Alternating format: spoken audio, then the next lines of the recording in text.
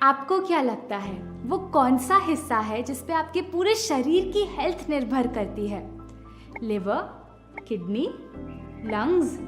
नहीं, वो हिस्सा है आपकी इंटेस्टाइन्स यानी आंतें।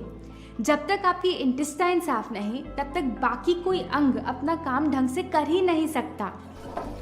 मगर मैं तो रोज 2 बार बाथरूम जाती हूँ, मेरे इंटेस्टाइन्स तो साफ ही होगी ना।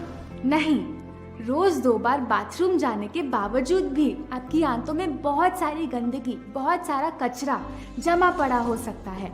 आप पूछेंगे ये गंदगी आती कहाँ से है? जब आप कुछ ऐसा खाना खाते हैं या ऐसा तो ये सब अंदर जाके अटक जाता है, चिपक जाता है और अंदर बैठे बैठे बड़ी बड़ी बीमारियों को जन्म देता है। तो इस वीडियो में हम आपको एक ऐसी डिटॉक्स टेक्निक के बारे में बताएंगे जो सदियों से चली आ रही है, जो हमारी यौगिक संस्कृति का हिस्सा है, और ये है एनेमा। रुकिए, मुझे पता है अभी आप क्या सोच रहे होंगे। एनेमा तो बिल्कुल सेफ नहीं होता, इसमें तो दर्द होता होगा, अरे ये तो अननेचुरल है। मैंने भी जब इसके बारे में पहली बार सीखा था मुझे भी यही सब लगा था, लेकिन फिर मैंने सीखा कि अगर सही तरीके से लिया जाए तो ये 100% सेफ है। अनसेफ तो ये है कि हम वो सारी गंदगी अपने अंदर इतने सालों तक रखते हैं। घर, ऑफिस, मॉल, पार्क, हर जगह इस गंदगी को अपने साथ लेके घूमते रहते हैं। तो चाहे आज आपको कोई बीमारी है या आप एकदम हेल्दी हो, चाहे आप यंग हो या ओल्ड, चाहे आप मोटे हो या पतले, ये एनेमा सभी के लिए फ़ायदेमंद है। तो इस वीडियो में आप एनेमा के बारे में सब कुछ सीखेंगे। इसको कैसे लेना है, कब लेना है, इसके क्या क्या फ़ायदे हैं और ये कौन सी कंडीशंस में नहीं लेना चाहिए। तो ये वीडियो एंड तक ज़रूर देखें। एनेमा की विधि समझने से पहले आइए समझते हैं कि इसकी ज़रूरत क्यों है। क्या आपने कभी डॉक्टर नॉर्मन वॉकर के बारे में सुना है? ये चार्ट डॉक्टर नॉर्मन वॉकर ने 50 साल की रिसर्च के बाद, हजारों लोगों की बीमारियों को ठीक करने के बाद अपनी किताब में पब्लिश किया था। इस चार्ट को देखिए कैसे आपकी इंटेस्टाइन का हर एक हिस्सा किसी न किसी बॉडी पार्ट से कनेक्टेड है। जहाँ गंदगी जमने लगती है उसी बॉडी पार्ट में बीमारी पैदा होती है। तो जब भी आप वो चीज़ें खाते हैं जो माँ प्रकृति से सीधा सीधा नहीं मिलती, उनको पचाना यानी डाइजेस्ट करना और फिर बाहर निकालना बॉडी के लिए बहुत मेहनत का काम होता है। शरीर मेहनत करके निकाल ही रहा होता है, लेकिन हम ऊपर से और डाल देते हैं। तो ये सब चीज़ें शरीर से कभी पूरी तरह बाहर निकल ही नहीं पाती, अंदर आंतों में जमने लगती है। और जैसे जैसे हम इन्हें खाते रहते हैं, आंतों के अंदर और गंदगी चिपकती रहती है। क्या आपको पता है 80% बीमारियों का जन्म आपकी इंटेस्टाइन में होता है। अब वो चाहे कफ हो या कैंसर, वो पैदा तो यही होती है, क्योंकि जो भी गंदगी आंतों पर चिपकी होती है, आंतें उसको अपने अंदर खींच लेती हैं और खून के जरिए शरीर के हर दूसरे अंग तक पहुंचाती है। यही नहीं, जब तक ये साफ नहीं तब तक ये कभी साफ हो ही नहीं सकता। जब तक इंटेस्टाइन में गंदगी पड़ी है तब तक हमेशा आलस, चिड़चिड़ापन, स्ट्रेस, टेंशन का अनुभव होता ही रहेगा, क्योंकि इसका और इसका बहुत गहरा रिश्ता है। एनेमा की विधि पर बढ़ने से पहले एक और बात, ये कोई नई चीज़ नहीं है। इस डिटॉक्स टेक्निक के बारे में हमारी हठ योगा प्रदीपिका में जल बस्ती के नाम से हजारों साल पहले बताया गया था। तो आइए देखते हैं ये एनेमा लेते कैसे हैं। आपको एक एनेमा किट की ज़रूरत पड़ेगी और आपके लिए इजी करने के लिए हमने इसे अपने वेबसाइट पर भी अवेलेबल किया है। सबसे पहले एनेमा पॉट को 2-3 बार धो लें, फिर उसमें करीब 300 से 500 ml पानी भर लें। हालांकि एनेमा पॉट इससे ज़्यादा पानी ले सकता है, आप 500 ml से ज़्यादा पानी ना डालें।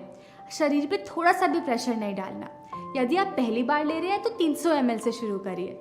याद रहे कि पानी का तापमान रूम टेम्परेचर जितना हो, मतलब ना ही ज़्यादा गर्म होना चाहिए और ना ही ज़्यादा ठंडा। आप बेफिक्र होकर नल का पानी यूज़ कर सकते हैं, लेकिन अगर आप नल का पानी यूज़ करने में कंफर्टेबल नहीं हैं तो पीने वाला पानी भी इस्तेमाल कर सकते हैं। पहले आप पाइप की टिप पे थोड़ा तेल लगा लीजिए। आप नारियल का तेल या कोई भी दूसरा तेल लगा सकते हैं। कोई केमिकल वाली क्रीम ना लगाएं। तेल लगाने से पाइप ल्यूब्रिकेट हो जाता है और अंदर आसानी से इंसर्ट हो पाता है। फिर अपने एनेमा पॉट को किसी भी ऊंची चीज़ पर रख दें, जैसे कि कोई शेल्फ। बस आपकी कमर से ऊंचा होना चाहिए। वैसे तो एनेमा लेने के लिए सबसे अच्छी जगह है आपका बाथरूम, लेकिन अगर आपका बाथरूम छोटा है तो आप इसे अपने बेडरूम में भी ले सकते हैं। नीचे कोई मैट या टॉवल बिछा लीजिए और फिर घुटनों के बल कुछ इस तरह लेट जाइए। फिर पाइप को अपने रेक्टम में 2 इंच इंसर्ट कर लीजिए। चिंता ना करें, इसमें बिल्कुल दर्द नहीं होता, सच में।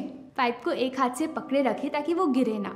आपके पाइप पर एक ऐसा स्विच लगा होगा, इसको ऑन कर दें। ऑन करते ही पानी का फ्लो शुरू हो जाएगा। अगर पानी अंदर ना जाए तो पाइप को थोड़ा आगे पीछे करके एडजस्ट कर ले। पानी एनेमा पॉट से आपकी इंटेस्टाइन्स में ट्रांसफ़र होगा। इसमें करीब 1 मिनट लगता है। पॉट खाली होने पर अपने पाइप को निकाल दें और पानी को करीब 5-7 मिनट तक अंदर होल्ड करें। कुछ मिनट आप इसी पोजीशन में होल्ड कर सकते हैं और कुछ मिनटों के लिए उठकर थोड़ी वॉक करें। वॉक करते समय अपना हाथ थोड़ा ठंडे पानी में गीला कर लीजिए और उसे अपने पेट पे मसाज कीजिए, पहले क्लॉकवाइज डायरेक्शन में और फिर एंटी क्लॉकवाइज डायरेक्शन में। मसाज करने से अंदर पड़ी गंदगी अपनी जगह छोड़ने लगती है। पानी को 5-7 मिनट अंदर होल्ड करना बहुत ज़रूरी है। ये वो समय है जब पानी अंदर जाकर अपना काम कर रहा होता है, पुरानी से पुरानी गंदगी को बाहर निकाल रहा होता है।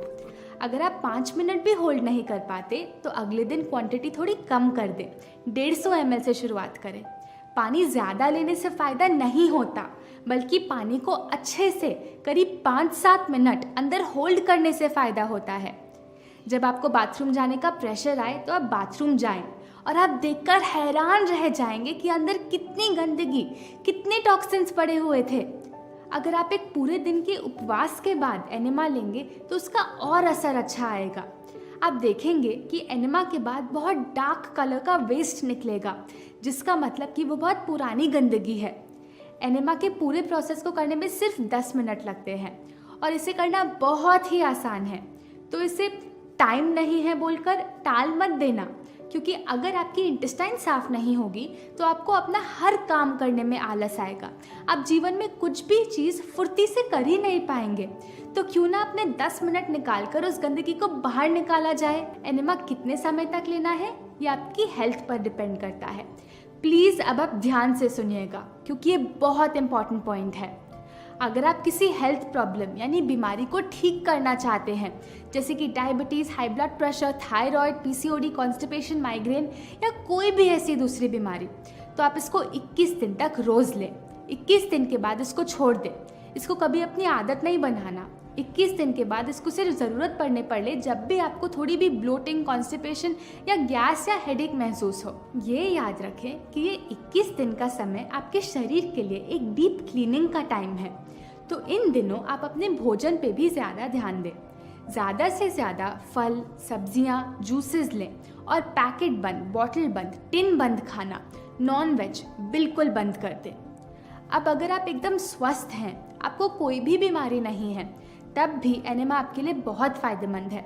ऐसे में आप इसको 7 दिन तक रोज़ लें, फिर दूसरे हफ्ते हर ऑल्टरनेट दिन लें और तीसरे हफ्ते सिर्फ 2 बार लें और 3 हफ्तों के बाद सिर्फ ज़रूरत पड़ने पर लें। जो भी प्लान आप फॉलो करें, आप देखेंगे कि जब आपकी इंटेस्टाइन्स क्लीन होगी तो आपकी एनर्जी कितनी बढ़ जाएगी। आपको दिन के बीच आलस या नींद आनी भी बंद हो जाएगी। आपकी स्किन साफ दिखने लगेगी। वेट ज़्यादा है तो वो कम हो जाएगा। और अगर आपको कोई भी दूसरी हेल्थ प्रॉब्लम है, आप देखेंगे उसमें भी इम्प्रूवमेंट आने लगेगी। आंतों को साफ रखना ये एक ऐसा सच है जो ना डॉक्टर्स, ना कोई दवाई बनाने वाली कंपनी, ना एडवर्टिजमेंट्स, कोई आपको इस सच के बारे में नहीं बताता, क्योंकि ये सच बताने में किसी का प्रॉफिट नहीं है सिवाय आपके। एक और इम्पॉर्टेंट बात, कभी भी एनेमा का फ़ायदा ना उठाएं। कभी ऐसा मत सोचे अरे चलो जो खाना है खा लेते हैं, एनेमा से निकाल देंगे। नहीं, एनेमा सिर्फ तब काम करेगा जब आपका भोजन भी अच्छा होगा, जब भोजन सात्विक होगा। अगर आप ऊपर से रोज़ गंदगी डालते रहेंगे तो एनेमा ले लेके कोई फ़ायदा नहीं। तो एनेमा के साथ हमारी हिंदी नॉलेज प्लेलिस्ट की वीडियोस भी फॉलो करें, जिसमें हमने बाकी स्टेप्स बताए हैं। एक और क्वेश्चन जो अक्सर आप में से कुछ लोग पूछते हैं वो ये कि एनेमा दिन के किस समय लेना चाहिए। बेस्ट है इसको खाली पेट सुबह के टाइम लेना। सुबह हमारी बॉडी क्लेंजिंग मोड यानी सफाई के मोड में होती है। सुबह के टाइम यदि आपको नेचुरल मोशन होता है, अपने आप पेट साफ हो जाता है, तो उसके बाद एनेमा लें। और यदि आपका पेट साफ नहीं हो रहा तो फिर भी आप एनेमा ले सकते हैं। अगर किसी भी वजह से आप इसको सुबह नहीं ले सकते तो आप दिन के किसी भी समय ले सकते हैं, लेकिन आपको हमेशा एनेमा और खाने के बीच 2 घंटे का गैप रखना होगा। अगर आप एनेमा को डबल इफेक्टिव बनाना चाहते हैं तो एनेमा से पहले वेट पैक यानी ठंडी पट्टी लगाएं, जिसके बारे में हमने आपको अपनी दूसरी वीडियोस में बताया है। मुझे पता है आप में से कुछ लोगों को अभी भी शायद लग रहा हो ये तो हमसे कभी नहीं हो पाएगा।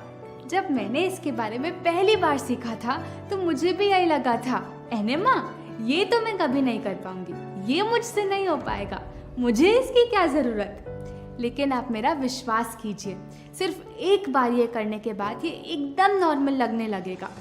जैसे हम रोज़ दांत ब्रश करते हैं, हम ये तो नहीं सोचते ना, छी मैं नहीं दांत ब्रश करूँगी क्योंकि वो इतने गंदे हैं।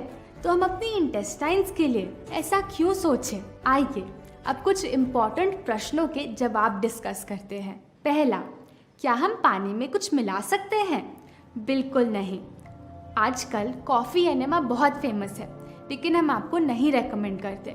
आपको पानी में कुछ नहीं मिलाना, कोई नमक नहीं, कोई कॉफ़ी नहीं, कोई साबुन नहीं। और एनेमा भी वो यूज़ करें जो ऐसा दिखता हो। आजकल केमिस्ट पर साबुन और ग्लिसरीन वाले एनेमा मिलने लगे हैं, वो बिल्कुल ना यूज़ करें। दूसरा, क्या मुझे एनेमा की आदत तो नहीं लग जाएगी? नहीं, जैसे हमने बताया अगर आप वैसे ही फॉलो करेंगे तो आदत नहीं लगेगी। ज़्यादा से ज़्यादा ये सिर्फ 21 दिन तक रोज़ लेना है। 21 दिन में अंदर से आंतें काफ़ी साफ हो जाती है। फिर जैसे कि हमने आपको पहले बताया, इसको छोड़ दें और सिर्फ ज़रूरत पड़ने पर लें। ऐसे फॉलो करेंगे तो आदत बिल्कुल नहीं लगेगी।